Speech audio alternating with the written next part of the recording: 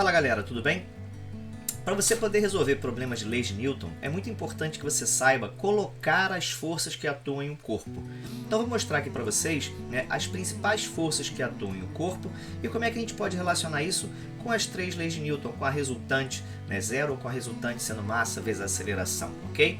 Então, as forças que atuam em um corpo, a primeira, assim, que a gente vai colocar quase sempre, a não ser que o objeto não esteja na Terra, é a força-peso. A força-peso é aquela força que puxa os objetos para o centro da Terra. Só que geralmente quando a gente tem o exercício lá, você vai ter o cara desenhado. Então a gente vai fazer uma setinha vertical para baixo. Essa setinha vertical para baixo vai vir acompanhada da letrinha, no caso P, para ser o peso, tudo bem? Então ele sempre vai apontar para baixo, ou se você tiver esse tipo de construção aí do planeta, você vai ter para o centro da Terra. O peso ele é o produto da massa pela aceleração da gravidade no local, tá? Então, assim, toda força tem que ter um agente. No caso do agente do peso, quem faz essa força é o planeta, que no caso seria a Terra. Então a Terra é a força que está puxando a gente para o centro lá, beleza? A gente tem a tração. Tração é uma força em fios, cabos e cordas, Ou seja, é uma força de transmissão do movimento. Então a força que atua em um fio vai ter sempre um único valor, legal? Ou seja, se você está aplicando uma força, sei lá, de 10 newtons na corda, ela toda vai ter essa transmissão de 10 newtons. Eu não posso ter 10 de um e 8 do outro, Ela sempre transmite essa força, ok? E assim, a gente sempre desenha como se a corda estivesse puxando o objeto. Então no caso ali do alpinistazinho, do rapel, como se a gente estivesse puxando o sujeito para cima. Só que a gente também faz o desenho da força lá em cima, onde está prendendo, puxando para baixo. Elas têm sentidos opostos, embora elas tenham o mesmo valor, elas têm sentidos opostos, por isso eu coloquei T e T', Você costuma ter então esse tipo de desenho aí do meio, onde você vai colocar as duas trações, e aqui também, legal? Usando tração é melhor do que usar tensão, porque tensão você tem uma outra grandeza que é tensão, Então assim, usa tração que é mais legal, e lembra que ela só pode ter um único valor. Na mesma corda ela só pode assumir aquele valor lá que você tiver, ok?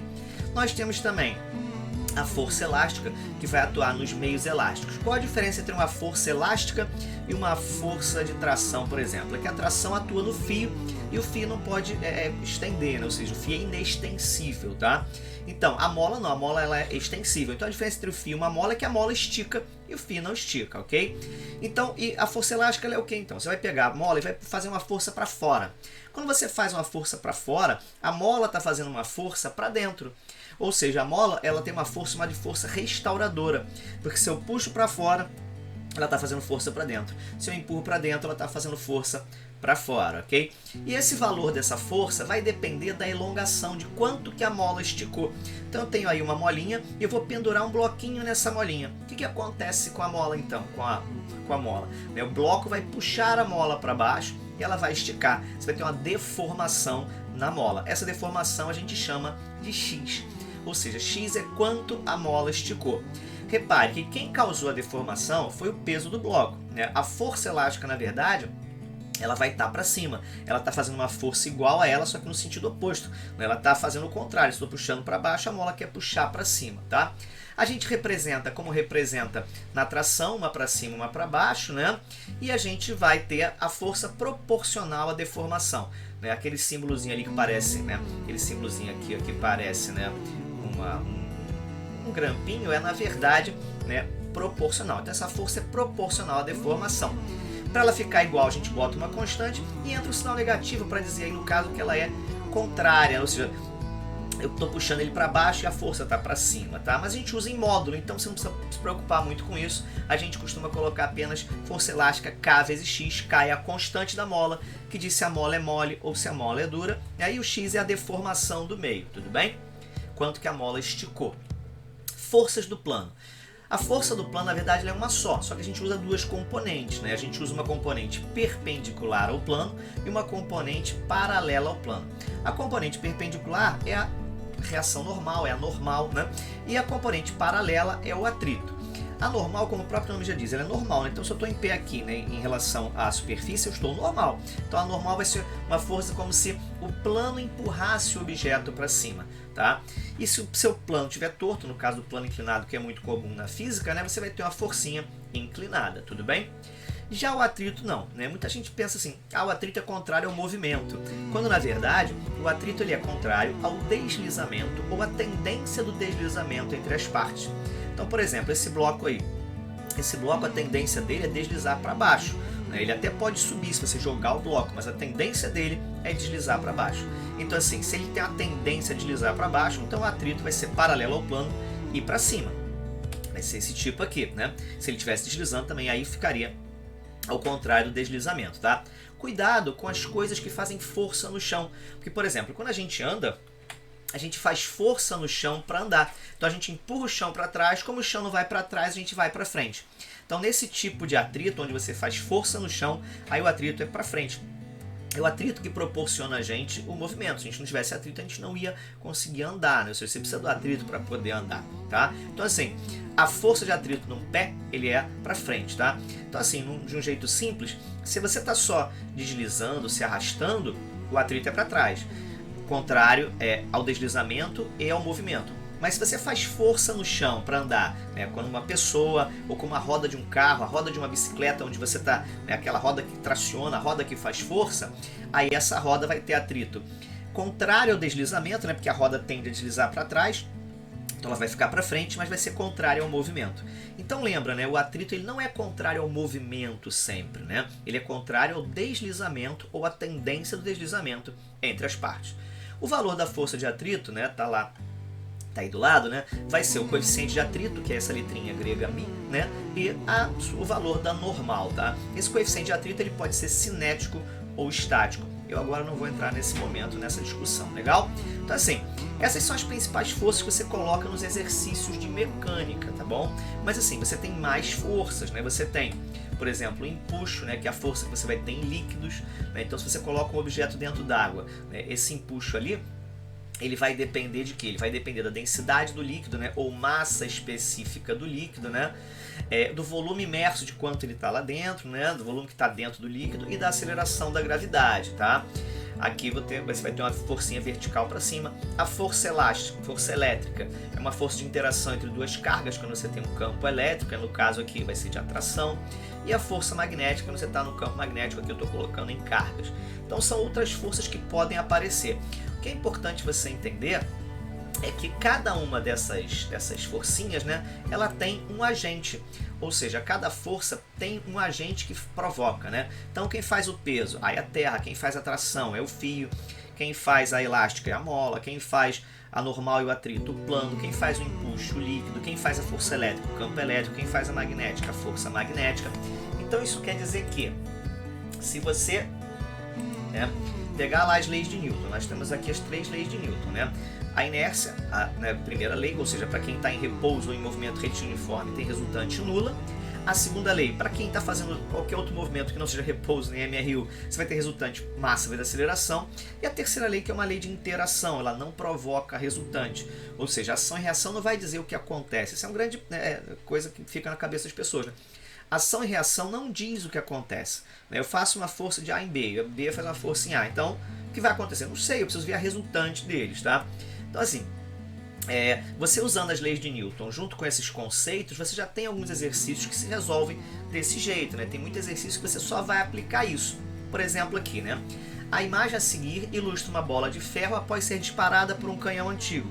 É a questão da UERJ, você atira a bola e a pergunta é: desprezando a resistência do ar, né, qual o esquema que representa as forças que atuam sobre a bola?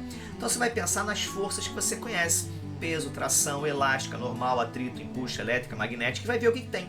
Então assim, tem peso? Tá na terra? Tem gravidade? Tem. Então tem peso. Tem tração? Tem algum fio? Não. Tem elástica? Tem alguma mola? Não. Tem normal? Está encostado em algum lugar? Não. Tem atrito? Não, não tem atrito com ar, não tem resistência do ar. Tem empuxo? Não, porque não tem resistência do ar. Tem campo elétrico? Não. Tem campo magnético? Não. Então não tem nenhuma força a não ser o peso, né? Então a única força que você tem, né, é a forcinha do peso. Ah, mas poxa, não poderia ser a letra B? Pois é, a letra B confunde muito, porque na verdade o que ela tem para frente é uma velocidade. E velocidade é uma grandeza, e força é outra grandeza. Então eu não posso somar velocidade com força, né? Embora eu possa até desenhar, né, que é uma coisa que confunde muito o estudante, né? Você pode desenhar os dois juntos, mas você não pode somar. Eu posso desenhar uma banana com a laranja, mas eu não posso somar. Quanto é que dá uma banana mais uma laranja? Não dá uma laranja uma banana, né? São coisas diferentes, tá? Então assim, de força mesmo são essas. Então se não tem nada, não inventa, né, cara? Não tem nada para frente, não precisa de uma força para frente nesse caso, né? Exatamente a inércia do movimento aí que está mantendo a velocidade dela, a energia cinética dela, tá? Um outro caso, por exemplo, esse aqui também da UERJ. Um bloco de madeira desloca sobre a superfície horizontal com velocidade constante. Então você já pensa, se ele está com velocidade constante, em linha reta, a resultante vai ser zero, né? Então assim, você coloca as forças e não deixa nenhuma sobrar, né? Porque se sobrar força, eu vou ter resultante massa vezes aceleração. Então aqui eu vou ter que colocar as forças e ver quem vai ser igual a quem. No caso aqui ele pergunta assim, ó, qual a resultante das forças que a superfície exerce sobre o bloco? Então vamos lá, vamos ver quais forças esse cara tem. Ele está na terra, então ele tem peso, né? Se eu tenho um fio, eu tenho tração no sentido de puxar o bloco. Eu estou encostado, eu tenho uma normal para cima, e ele está deslizando, ele tem atrito contrário ao deslizamento. Então assim, como ele está em movimento uniforme, tudo se passa como se ele estivesse parado, né? Pensa nesse cara parado, né? Então para esse cara ficar parado, a normal tem que ser igual ao peso e a tração tem que ser igual à força de atrito, né? Beleza? Assim, embora ele esteja andando em movimento uniforme, a gente pensa nele parado para entender que a resultante é nula, legal? No caso aqui a pergunta não é qual é a resultante da superfície.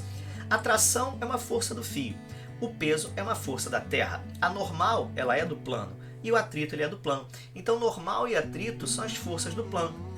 Isso quer dizer que a normal e atrito vão provocar uma resultante, que é a minha resultante do plano, que vai ser essa letra B aqui, ok? Então assim, você sempre vai analisar esse tipo de coisa. Vamos ver aqui, ó.